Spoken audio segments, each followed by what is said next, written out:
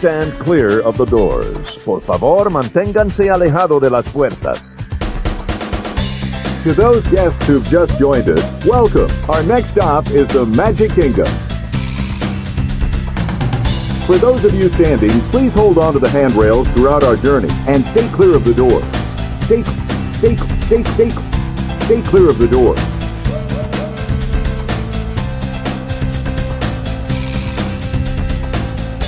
Ladies and gentlemen, we are approaching our station at the entrance to Main Street, USA.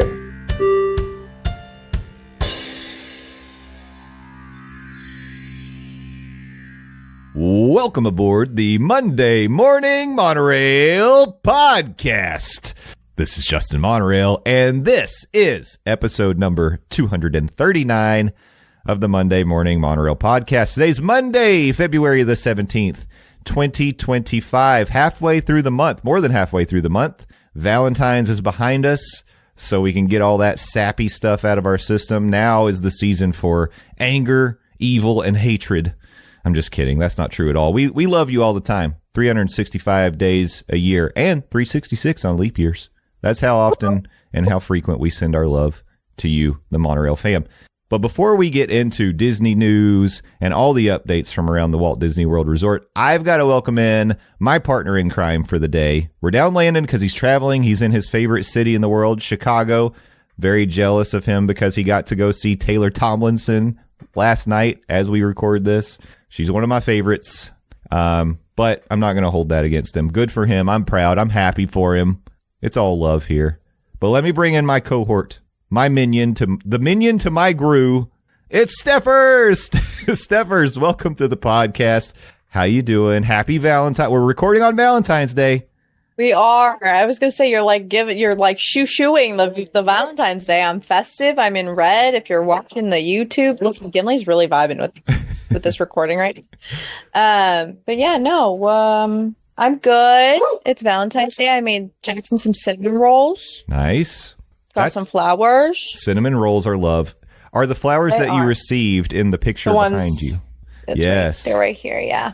Very good. Yeah. So if you're watching this on the tube of you can see my flowers. And what is Gimli so excited about? I don't know. Someone walking by, probably. But honestly, he's probably so excited that Landon is in his favorite place ever. Yeah. We're all happy for Landon and Lindsay.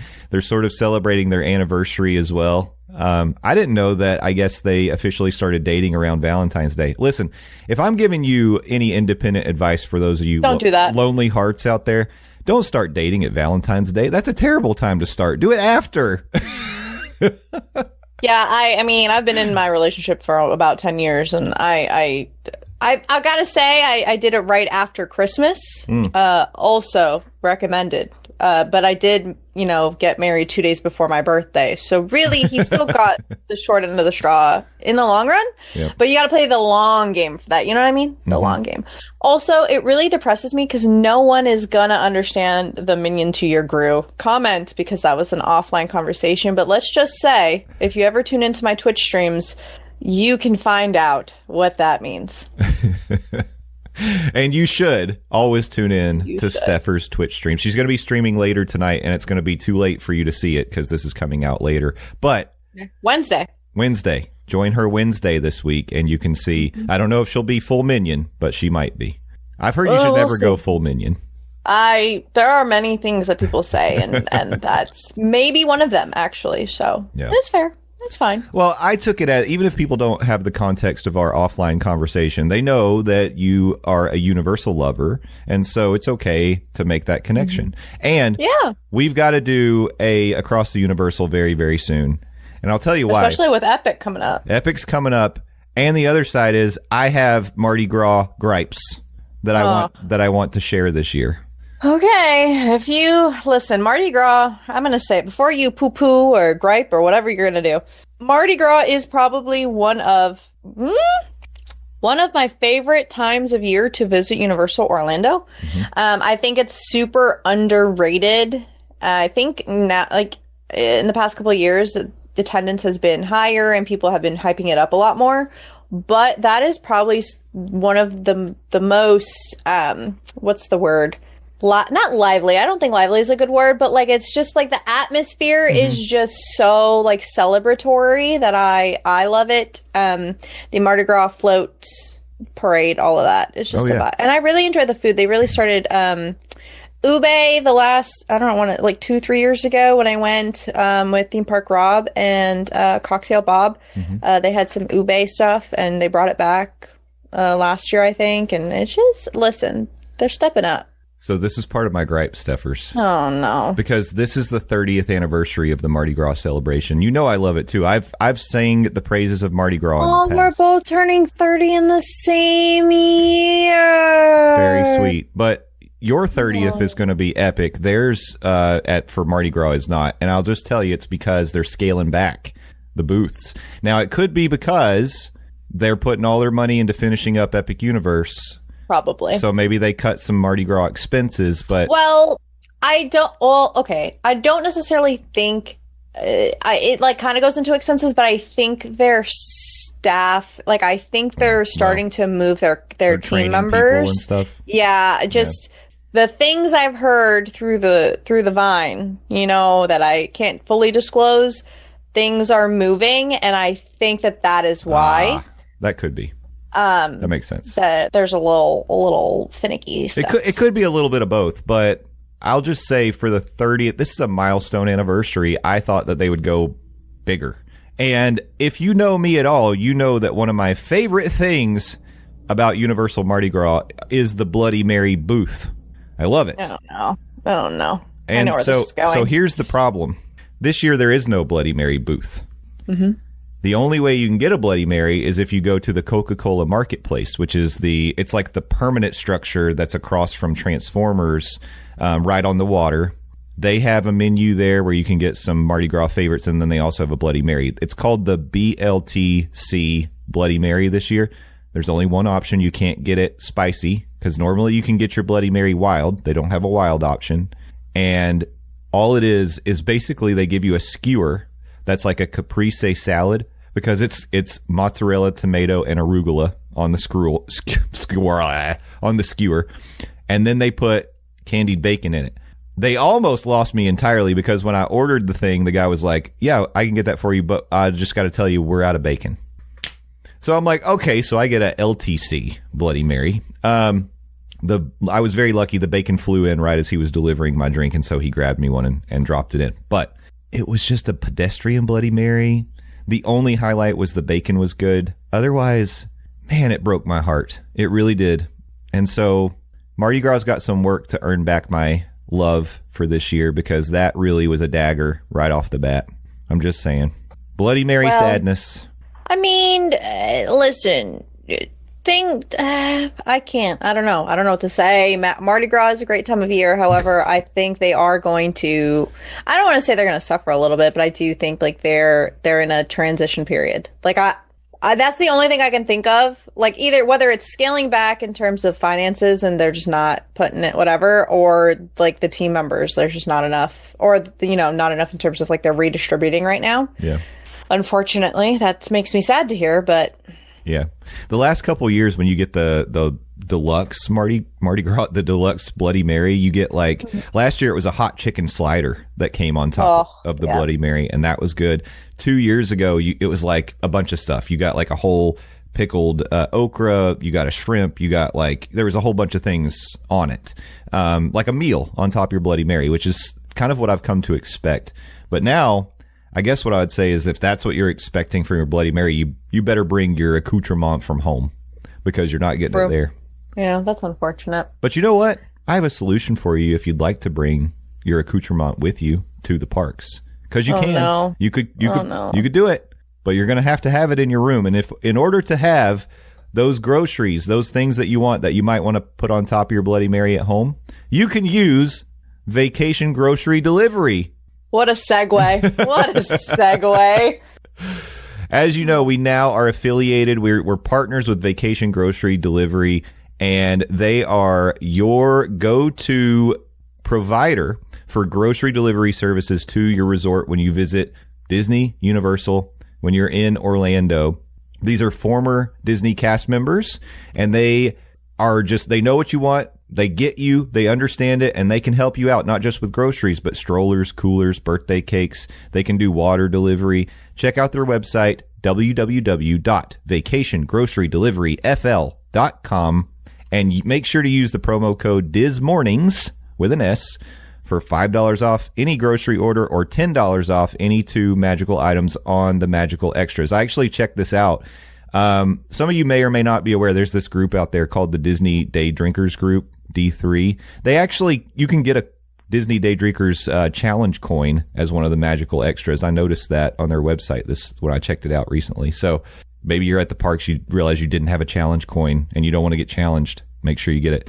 But anyway, check it out. Make sure to finalize your orders 3 days before you want it to be delivered. That gives them plenty of time to hook you up. Fees are a $25 delivery fee plus a 5% service charge, and a $20 activation fee applies, but it's refunded after you pay for your order. Go team. Go team. They're our friends. Help them, help us, help you. And with that, I think we should jump into the Walt Disney World news.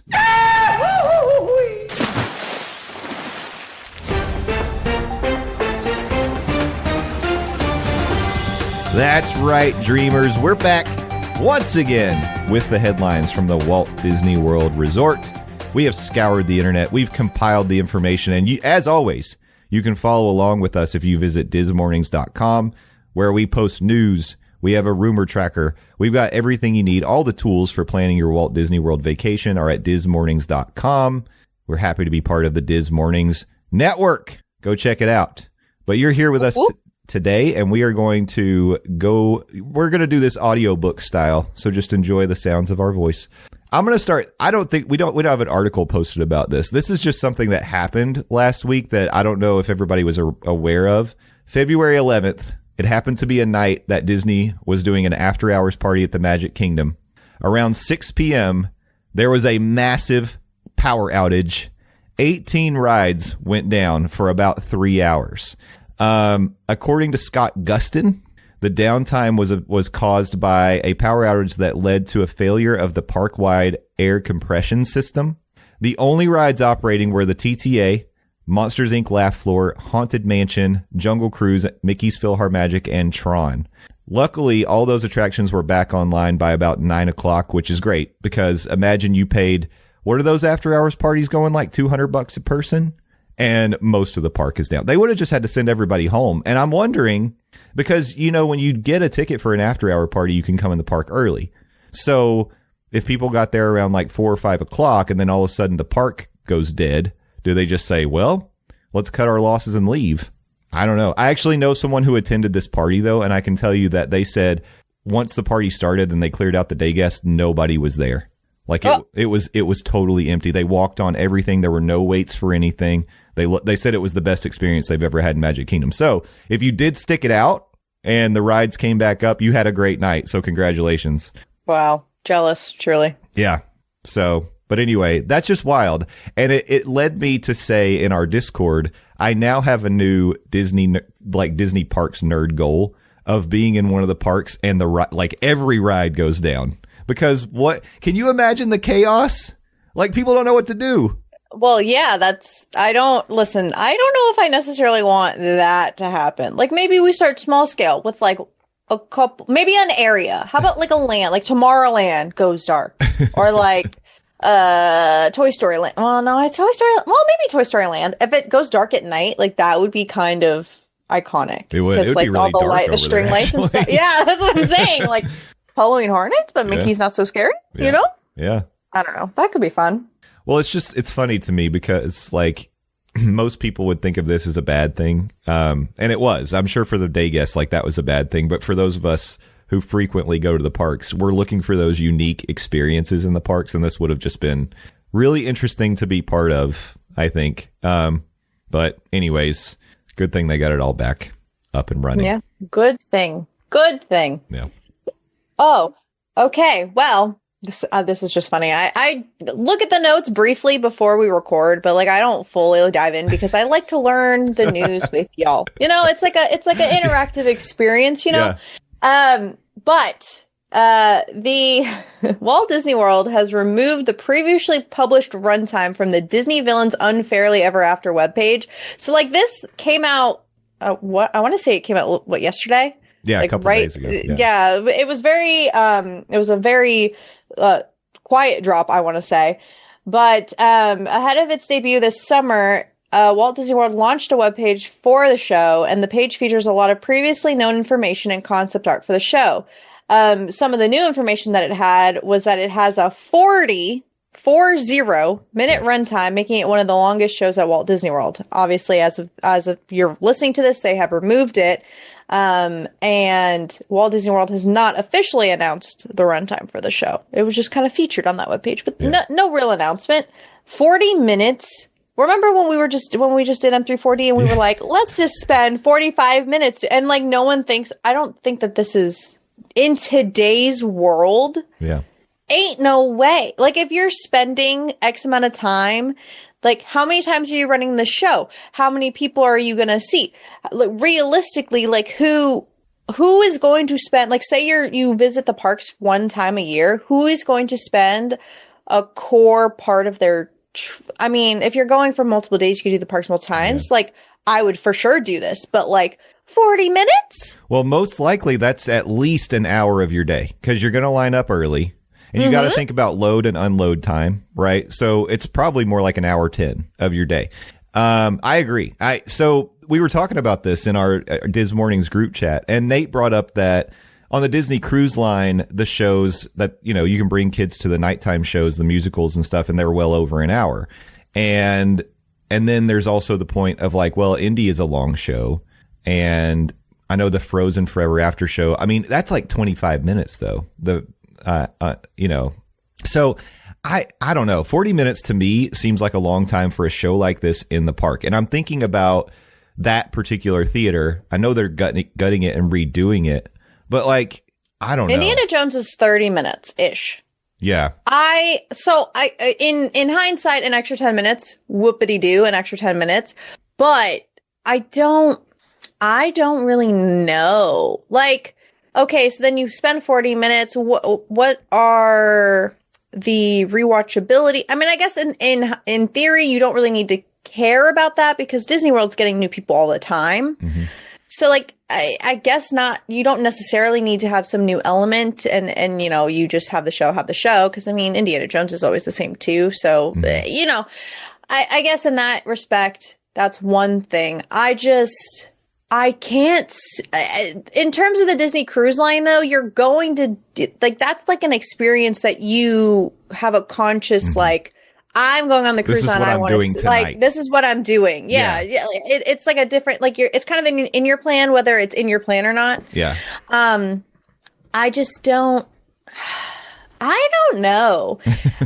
That's how I feel about it. I just don't know if that would work. I mean, like I think the show will be good. Yeah.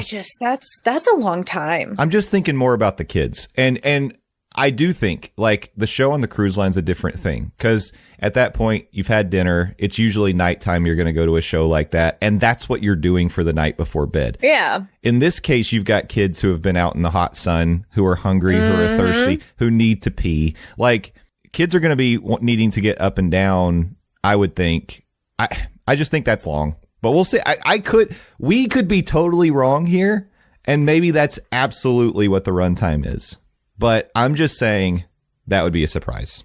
Yeah, I mean, I don't think it would be a bad. I will say Indiana Jones, it can feel long in some parts, but like I think it's a good length as long as you're filling the time. Like people are gonna see it mostly because like we've been wanting a villain show or villains in the parks anyway. If they can execute it well, whoopity doo, like that's fantastic. I just think that's long. Is all. It is long. I mean, they say like what we had in the article, and Nate said it too, is like that would be the longest show in Walt Disney World. So that tells you right there that it's an outlier. So how long is Fantasmic? Because in my mind, Fantasmic is like 40 minutes. Like if you were to guess, I know 22 to 30. Oh, really? Mm-hmm. Wow. Okay. Well, there you go. So longer than Fantasmic. See, and I think Fantasmic is just like a good amount. Like I don't know how much longer. You know what I mean? Yeah. Unless there's like a pre-show. Maybe there's like a pre-show to the show and that's all encompassing. Yeah, and that's really like 30 minutes with like a 10-minute intro. Could be. Yeah. Huh. That wouldn't be like a Shrek 4D situation where like you have the whole interactive thing and then you get into the nitty-gritty. I think that actually would be a cool concept. Like kind of tee it up and then push them in. Yeah, and that actually helps with crowd flow too, because you're loading people in for that 10-minute thing, and then you've got that would be better. Huh? Wow. Because you are gonna have to wait in line. Like you're gonna have to wait. Mm-hmm. Interesting. I don't know. I'm excited. I'm excited to see how they pull this thing off. Me too. Well, that's a show coming to Hollywood Studios this summer. Here's a show that will be leaving us in the spring of 2025. No. Over in the Animal Kingdom, we have an official close date for the 3D show. It's Tough to Be a Bug. But I've only seen it once. But you saw it with me, so that was the best way you could see it. I did. It's Tough to Be a Bug will be closed starting March 17th. The final day to experience the show is March 16th. So if that's a show you enjoy, you've got another month ahead of you to go check it out. But be aware, Black Widow spiders will fall from the ceiling, and you'll get stung in the back by yellow jackets and things. It's a good show. I think it's good. I think it's fun. Cute. I do think that it's too intense for kids. I've always thought that. Well, this is going to end up being the Zootopia. What's the name? Better, I think is what it's Better Zoogether. Yeah, I hate it. What a great name! I'm gonna get you a T-shirt with it on it. Yeah, I mean, I will say I did enjoy the show. I've said this plenty of times on this podcast, I think, but A Bug's Life scares me, or it used to scare me. Now I'm an adult and like it's fine. But she says, but she's also still scared of it. Correct. I am actually really excited. I really like Zootopia, so like I'm excited for something new. Though I'm sad to see something leave. Yeah, that's the tough part. Replacing things that we like because we're excited about the new stuff. We just don't like to lose stuff. But it has to happen. That show, there were maintenance problems like with the Hopper. Hopper was always impressive, but he wasn't always working. And then we noticed when we were there that Flick, who comes out of the ceiling, he wasn't doing good. He wasn't feeling right. He had water in his eyeballs. He was struggling. I think he was like crying. I think they broke the news to him before our show, and like he couldn't let it all out beforehand. Yeah. I feel like that's what it was. But maybe this show. I hope that they do, and I'm sure that they will. They'll add some elements in the theater that'll really immerse you in it, and maybe we get a cool Shakira animatronic. I don't remember her character's name. That would be so iconic, though. Yeah. Wow. Anyway, it's sad, but get your rides in. Also, don't forget to go to Muppet Vision and get your rides in on that. Because the time's a ticking, y'all. Time's a ticking, unfortunately. Yeah. Okay, we are moving to some Star Wars news. Disney Parks has teased that Luke Skywalker will be coming to Star Wars Galaxy's Edge, with more details expected to be announced in the next week. So when you're listening to this kind of next week, we should maybe have something new to share next week. In addition to the short video showing Luke Skywalker in Galaxy's Edge, Disney also used hashtags Disneyland Season of the Force, implying that Luke Skywalker's appearance may be limited to Disneyland only because, wow, shocker, West Coast always gets everything. Yep. And possibly only during the Season of the Force event. Season of the Force currently runs from March 28th to May 11th at Disneyland. Listen, why can't we have some nice things over here?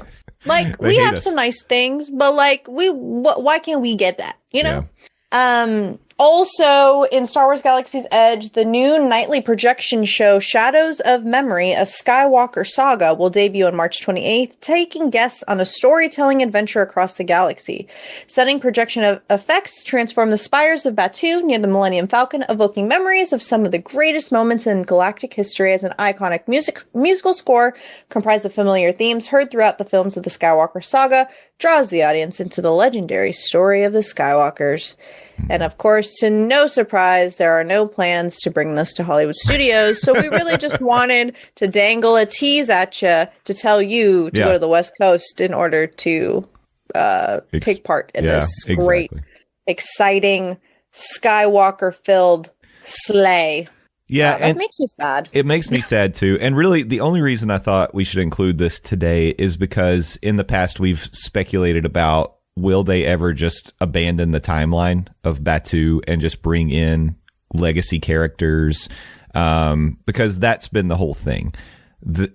Especially while the Galactic Star Cruiser was active, Disney had no intention of crossing the streams or breaking the timelines, because the whole thing was trying to keep you in the right story. Mm-hmm. But obviously now, where's the line, I wonder? Yeah. I mean, I assume, I can only tell you, if it were me and I had the ability to go to Disneyland to go see Luke Skywalker, I absolutely would do it.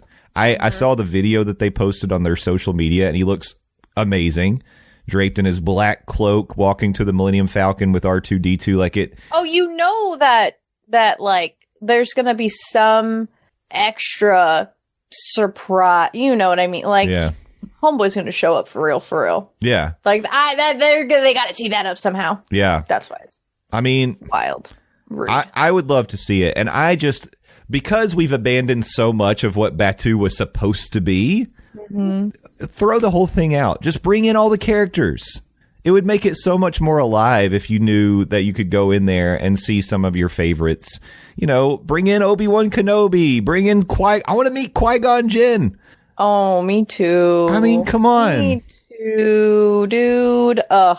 Let's see Darth Maul walking around in there. Are you kidding me? That would be so cool. I will say, though, being in Florida, like, a lot of this is like hard. Like, it, because of the heat. Yeah. And they're wearing robes, and like I get it. You know, I understand. You got to take care of the cast members, but also, like, that would be so cool. Yeah. I mean, I think they could do it. And it doesn't, these people, the characters, whenever they make their appearance, they're usually like 10, 15-minute sets, and then they go back and they get a little break and they come out. So, like, you know, take care of the cast members, of course. But I just think that they could do some of this. And if you're going to expand Star Wars Galaxy's Edge, it doesn't have to be in this Batuu story. Like, I have always been an advocate of they need some kind of a Star Wars show back there. And I would love there to be, like, maybe a theater you could go in and Yoda comes out and he tells you, like, stories of the Force, and maybe, like, that would be so cute. Yeah, that would be great. Something like that. It would be a hit, I'm telling you. But we can't do it because it's not in the timeline. Well, throw the timeline out. That's all I'm saying. I'm fine with it. We tried it for a while. I don't disagree. Honestly, I think, like, it's time. Yeah. I don't know how much longer they can put it off, you know? I don't know if I shared this on the podcast, but I'm going to share it now. Oh, no. One of the last times I went to Oga's, I was speaking with one of the local bartenders. And if you've been to Oga's in the past, you know that there are a couple songs that are sort of like sing-along songs. There's like a drinking song, and you're supposed to, like, hold your drink up and go, hey, hey. And then there's the part where the power goes out, and they try to get everybody to, like, help them get the power back on. They bang on the thing. So I've noticed that they're not really, the audience participation stuff is not really happening anymore. And so I asked the bartender, I was like, this place used to be a little more lively. There used to be, like with the drinking song, like more encouragement of participation, stuff like that. And the bartender told me in as PC terms as possible that Oga asked them not to do that stuff anymore. Why? I don't know. That's what I said. I can't explain it. So if that tells you anything about what's going on in Galaxy's Edge, I don't get it. I don't get it either. So it's sad, because I think you want things to have, like, character and personality and interaction. So anyways, not to rain on all of this, even though it has sort of been like a sad story since this is only happening in Disneyland, but just like, I just don't know what's going on over there. Interesting. Maybe I need to ask to speak to Olga next time. Sure. May I speak to the manager? And then Olga comes out. You know what I'm saying? Yeah. Do we even know what Olga looks like? I don't know. I don't know you are more of an expert than I am. Yeah. I just enjoy it.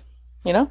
Well, if we have a chance to go to Olga's when you come down, Stephers, we'll do it, and we can see if there's still... We did it when I went last time, and they didn't do it, I don't think.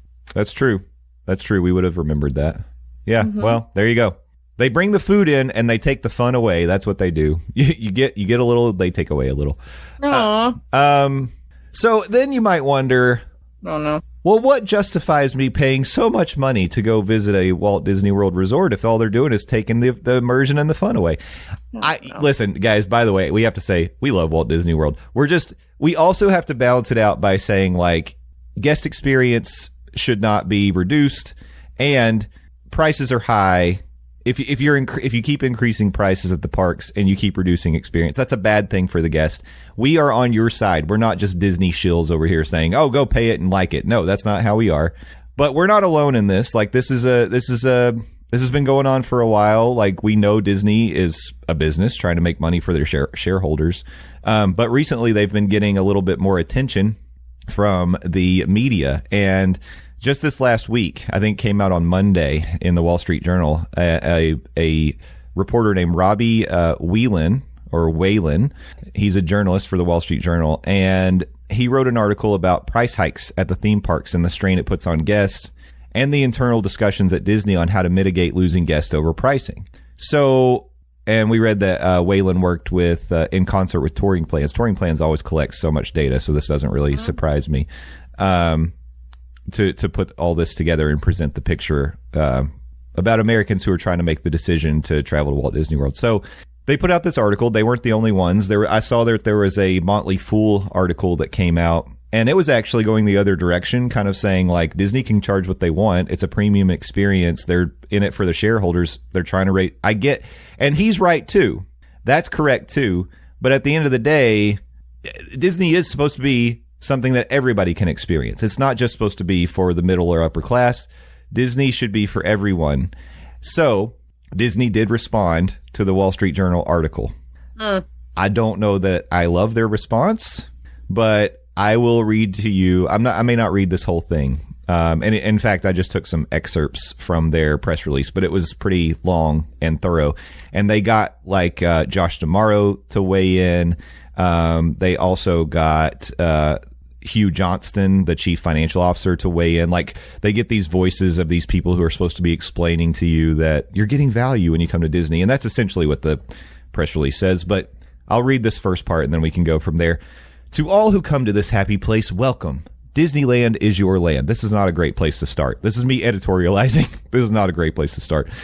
Walt Disney said when he dedicated Disney's first theme park in 1955, "It's been the company's motto ever since, and the reason why Disney has remained the leader in family travel for 7 decades and counting." Now here's Josh D'Amaro. "The number one thing we hear from millions of guests who visit our parks each year is how much a Disney vacation means to them. And we intentionally offer a wide variety of ticket, hotel, and dining options to welcome as many families as possible, whatever their budget," Josh D'Amaro, chairman of Disney Experiences, said. "We also know that in inflationary times, it's especially important to give families ways to save on their visits. We haven't increased the lowest price ticket to Disneyland since 2019, and we recently introduced a kids ticket for as little as $50, just to name a couple of examples. By the way, they did increase the lowest price ticket at Disney World, just FYI. We know our parks create lifelong memories for families, and we've worked hard to make a Disney vacation accessible to guests at all income levels," Hugh Johnston, CFO, the Walt Disney Company, said. "With strong guest satisfaction scores and intent to visit ratings, our parks remain the most popular offering in the industry." So essentially, Disney didn't come out and say, "No, this is affordable." What they said instead was, well, yes, our prices can be high, but also there's other options that are a little bit lower. And by the way, people who come here, they love it. They don't complain. They give us their money and they thank us for it. So here's another piece from the press release. A recent survey of 3,531 U.S. adults by Morning Consult, which, by the way, is a drop in the bucket in terms of guests that go to Disney every year, commissioned by the Walt Disney Company, revealed a strong majority of families with children under 5, number 1, said nothing compares to a Disney vacation. Number 2, said that a visit to a Disney park gives memories that last a lifetime and can't be replaced. Number 3, and those that had visited Disneyland or Walt Disney World felt the vacation was worth the expense. Now, I just have to say, I know people go into debt visiting Walt Disney World. They use their credit cards, whatever it may be. They spend more than they should because they want to make it a memorable vacation that lasts a lifetime. And I can say my family did that back in 2014. We put all of that vacation, our first trip to Disney, on credit cards. And that was money we didn't have in our pockets at the time, but we wanted to make the most of it. So, and I know that we weren't alone. I know that families do that all the time. And it's only gotten more expensive.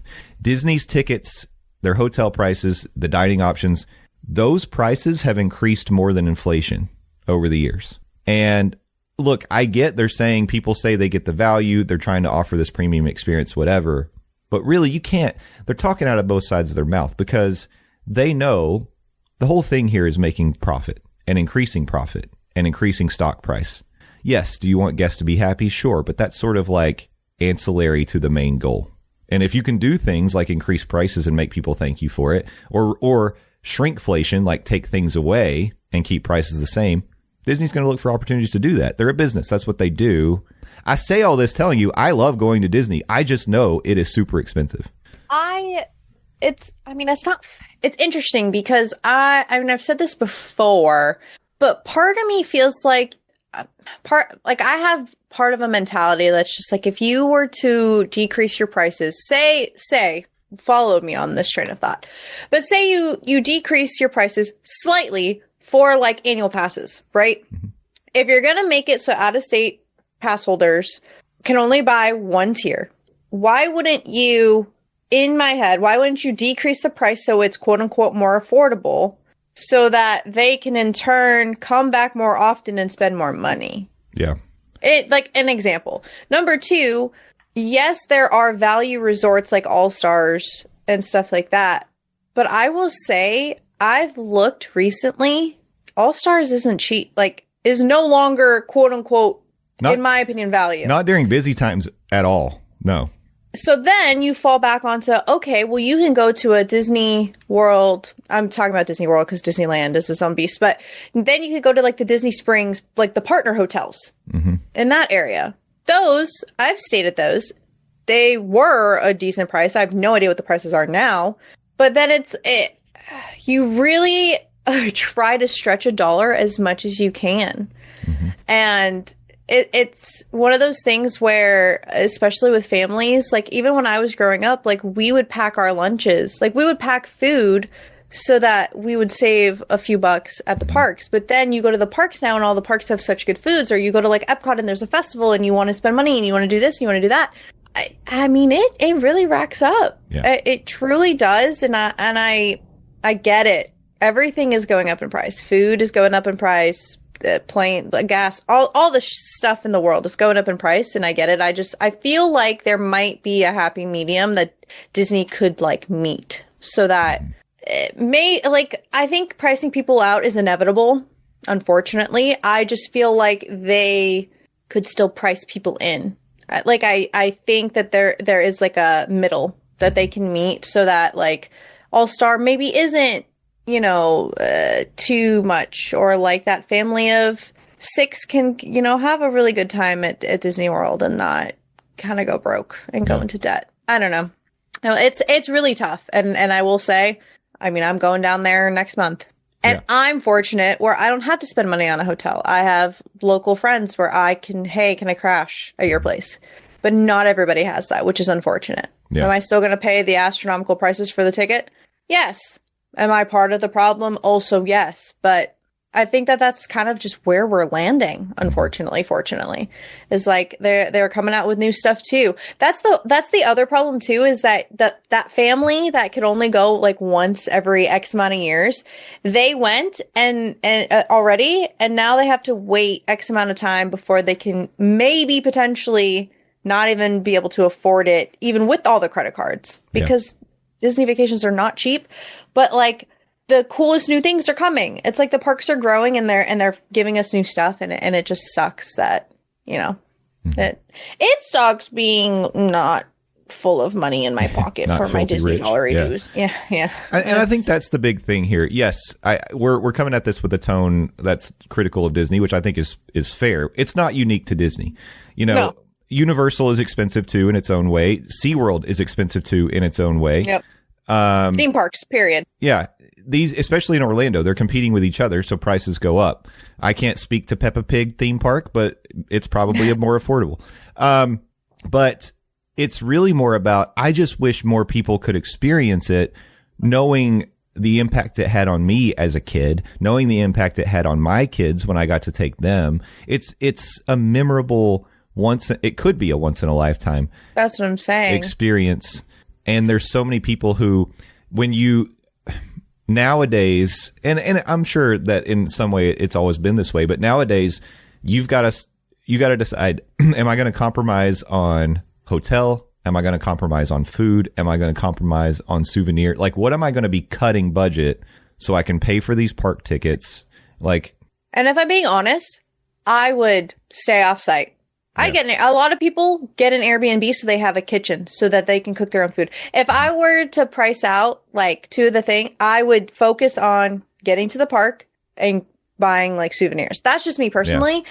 But like, I think what people planning vacations, any theme park, especially with Epic Universe opening up, and I'm sure that's going to be astronomical for many people. Like, they're going to be, you know, breaking the bank on that too.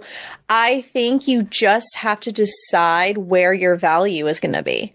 I think if you find like what's the most bang for your buck, you're going to have a great time regardless. Yeah. You know what I mean? Like, I really, and I mean, I will say in a way that, I mean, I still don't think, you know, the astronomical pricing is great, but like, I will say in a way, with the prices going up, it really helps you prioritize or figure out what your priorities are when you're planning your vacations, which, you know, I wish it didn't have to be because of the financial part of it, but like, that's helpful. Yeah. It's very much like okay, maybe we'll splurge on one meal. This is something we really want to do. And then you move, you know, and you can still make all the memories and have a great time. Yeah. I think that's the big thing. Going in eyes wide open, being able to plan out where you are going to make your choices on budget cuts and where you're going to splurge. That's the big thing. And like I said, maybe to some extent it's always been this way, but now when you start adding in things like, well, now you have to pay for Lightning Lane, which used to be Fast Pass Plus, which was included. You know, like little things like that. And we're coming from it from experience. We come from it from an experience standpoint. There are people that have never been that are experiencing, like, this is their, like, oh my gosh, this is Disney. You know what I mean? And I think that that's a crazy concept. Yeah.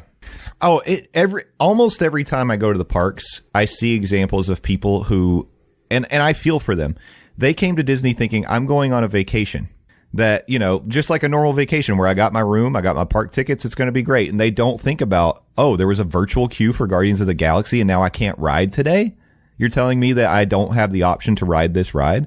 Like, I mean, but yes, you do. You just have to pay for it. Or maybe you get the 1 p.m. drop. Like, that's a tough pill to swallow for a lot of more casual Disney fans who don't do all the kind of research. And I think we're preaching to the choir here because I think our main audience are people who are in the details. So they get it. But like, I don't know. Like you said, I feel like I just feel for the people who, you know, maybe aren't aware and they go once and they're going now and they're like, what? And you hear people say it was a terrible experience. I'm never going back. And those people typically did not know all the stuff, you know, and they had to pay the same price as we did. And they went in and didn't get to do the stuff they wanted to do because they didn't know you had to make your reservations for dining 60 days in advance or whatever it may be. So, yeah, it's tough. And even though we love going to the parks, we also realize we are very, very fortunate that we get to do it. And I just wish people could have like the experiences that they like. That's the bottom line. I want people to have the experiences that make it feel magical when they come down here. So I hope in some way we help with that. We can't help you with the cost other than maybe giving you some like Stephers' recommendation of staying off site, but ticket prices we can't help you with, but maybe we're helping you a little bit with planning your day out. If that's the least we can do and you get more out of your park day because of that, then I'm glad that we do this. So anyways. Me too. So I knew that was going to be a big topic, but I think it's important. I mean, again, like I think we try to be pretty like positive about a lot of things around Disney, a lot of changes, a lot of different things, other than them just giving Disneyland all the fun stuff and us nothing. But I think you do have to be realistic about like, I mean, it's tough out there. It's a tough financial world, and Disney's expensive. People look at the last thing I'll say, SeaWorld is in a different category because their ticket prices are much, much lower than Walt Disney World and Universal. However, you go to SeaWorld and you don't know what you're getting into, and then you get the sticker shock of how expensive the food and drinks are because it's like twice, if not 3 times worse, especially for alcohol. And you're like, what is going on? Well, that's how they get their money. It's like going to a movie, you know? So people have complained about that for a long time. I guess my problem is it's way more expensive to get into Disney, but the ticket price or the food and drink prices are still pretty high. Like that's something it feels like. And you said they could reduce, they're never going to reduce prices from where they're at now. So if that's being the case, they just need to give more value and maybe just. That's what I'm saying. I think I genuinely think it's just about balancing the scales a little bit. Yeah, absolutely. But, okay. I think I'm off my soapbox. Okay. Well, we can get off your soapbox and we can head to Epcot with a little FLOGAR update. Woo! Epcot's International Flower and Garden Festival, one of our faves. Mm-hmm. A new Moana topiary is coming to Epcot's main entrance. An all-new topiary display will be making big waves this year at the main entrance of Epcot. Make way for Maui, Moana, Heihei, and Pua, crafted with an artist's careful eye and horticulturalist's loving care. Why? How come I can say that word? You nailed it. And like... Listen, my brain is braining. These new topiaries will be the perfect welcome to the guests walking into the park for a full day of floral fun. There's also a new Communicore Hall activation. Getting ready to bloom at Communicore Hall. A new activation. Get a bee's eye view, really, Disney? Get a bee's eye view at Communicore Hall with a new gallery that is larger than life. Grab a bite at Epcot Farmer's Feast and learn more about how Disney's horticulture team brings topiaries, flower towers, and more to the Epcot International Flower and Garden Festival. The festival will run from March 5th to June 2nd, and it will feature more than a dozen topiaries. It sounds like they're embedding some edutainment. Yeah, a little bit. This is exciting. I mean, you know, they've set a new standard with the Festival of the Arts Communicore Hall display. So yeah, I'm excited to see what they do. I hope that this will, if they nail this one, then I think that we could go ahead and say Disney learned their lesson about what to do. I think they're getting into their groove. Yeah. I mean, maybe that's a hot take, but I think they're doing it. You know? I hope so. I hope it stays that way. Interesting. Moana taking over the main entrance because... just let it go. Well, I was just going to say the last 2 years it's been Encanto that have had the main, like, right front and center you come into. Well, Moana 2 just recently came out. Yeah. Yep. And that's probably why this is happening. And we all know if Disney can find a way to put Moana in the park, they're going to do it. So it's fine. I find it interesting talking about we're going to learn how the horticulture team brings topiaries to life. I don't know if this is ruining any magic for anybody, but no, you're ruining my magic. You're ruining my magic. I feel like so many of those topiaries, when I look at them, I'm like, those aren't real. I mean, maybe they all are. They just do such a good job. They don't look like real plants to me, most of them. So I guess we'll find out. Yeah, they'll find out. This is what we do. We make a chicken wire frame. We spray it green, and we tell you all it's. Oh my gosh, that would be so forked. So forked. That's not nice. That's a lie. They look too good. Maybe that's the problem. They just look too good, and I'm like, that's not real. I hope they bring back the teenage Groot topiary holding the cassette that played the music. I really like that. That's one of my favorite pictures I've ever taken, actually, at the park. Yeah, that was really good. So bring that one back. That one might be my favorite one. I love Groot. Yeah. And he's perfect. He's already a plant. Mm-hmm. So, of course. What more do you have to do? They need a rocket. Oh, hold on. Wait. Ready? A Bob Ross Groot Chia Pet. Okay. Bob Ross Groot Chia Pet. Period. Tell me you wouldn't buy that. Yeah. Well, yeah. Listen, it's a Disney dollar deal. Yeah. So I've only ever had one Chia Pet, and have you ever had a Chia Pet? No. They start out great. Chia. They start out great, and then they get gross because they get like moldy and stuff, or mine did anyway. Maybe I did it wrong. Mine was it was a Golden Girls. I think it was Sophia Chia Pet. Hot take. I haven't seen Golden Girls. Anyway, I finally saw The Princess Bride, though. I hadn't seen Princess Bride, and my friends yelled at me, and they were like, "It's a classic. What do you mean?" It was a whole thing. Anyway. That movie. I like The Princess Bride. I think it's really goofy and funny, but also I just know it as so many people use that movie as like a comfort movie. Like if they're feeling sad, that's a movie they'll put on. It makes them feel better. I guess I see it, but like not really. Yeah. Well, you didn't. It's not nostalgic to you. You've never seen it before. So I'm like, these are people who probably like when they were kids, they saw it, and True. I do like that movie. Fred Savage looking like a little kid, getting It's so funny. I didn't even know who was in it, and I said, "Is that Fred Savage?" And I looked up the cast, and I was like, "Wow, I'm so smart." Yeah.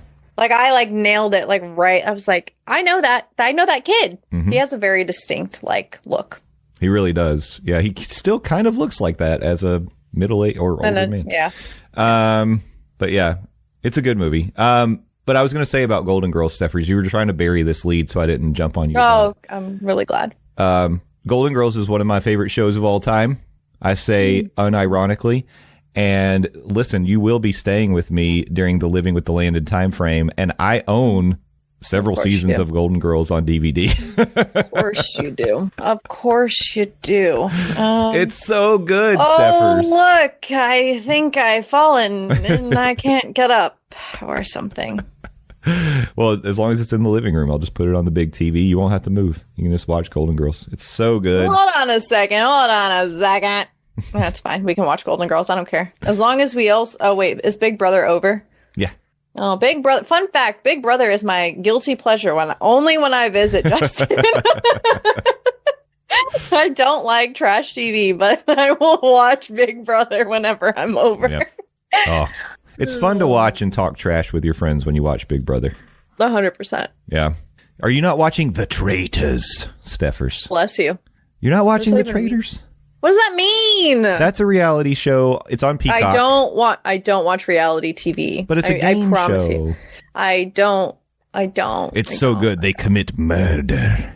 The only kind of murders that I watch are the Clue games I play with my friends, and that's all I got for you.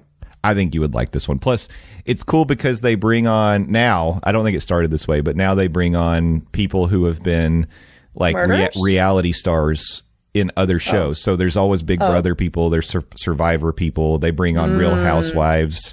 Yeah, I know. I have to look into this because now I'm just questioning life. It's very Tom Sandoval's on there this season, who if you know Tom. I know who that is. Yeah. I know who that is. Yeah. Listen, I used to be a Vanderpump girly back in the day. Mm-hmm. I've only ever watched like 2 episodes of Vanderpump. I was like, should I get into this? I think the answer is no. But I know about Scandival. Everybody knows about Bro, I watched like the OG before I went downhill and whatever. But anyway, that's not the point of this podcast. Oh, but you know, Disney, Epcot. We got off track. We were talking about Golden Girls. But that is Disney because the Golden Girls house, the exterior used to be at Hollywood Studios.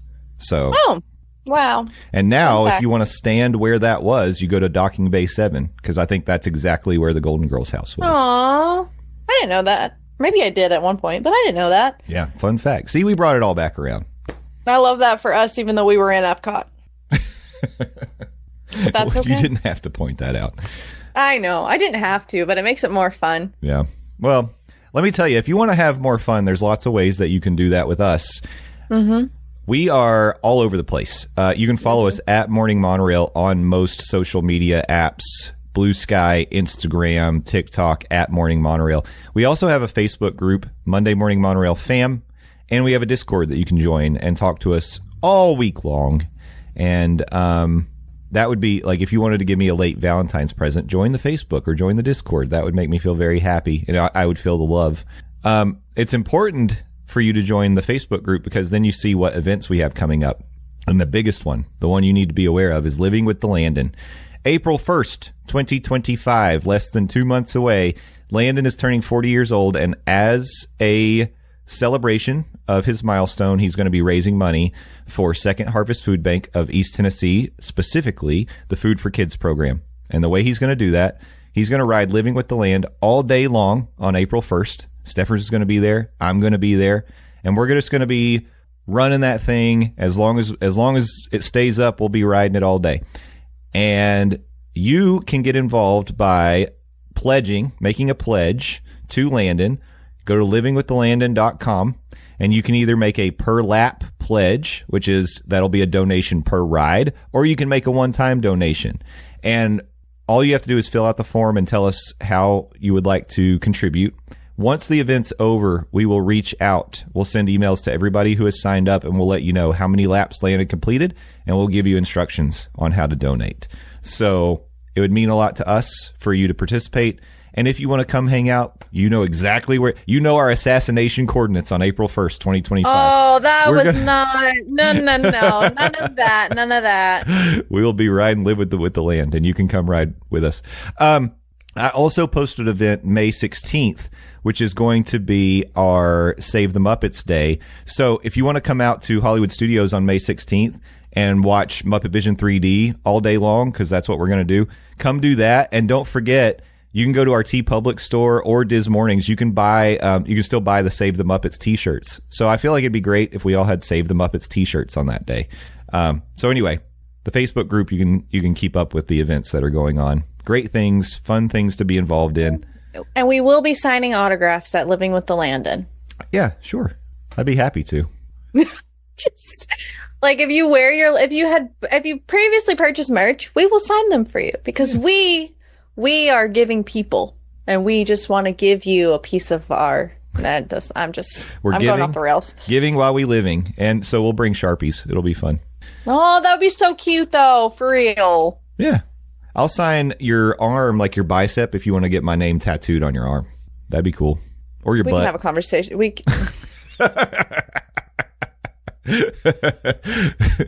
I knew this was going to go off the rails. Anyway. So that's all the Morning Monorail stuff. Stephers, talk about your Twitch stream some more. Let people know where and when they should find you.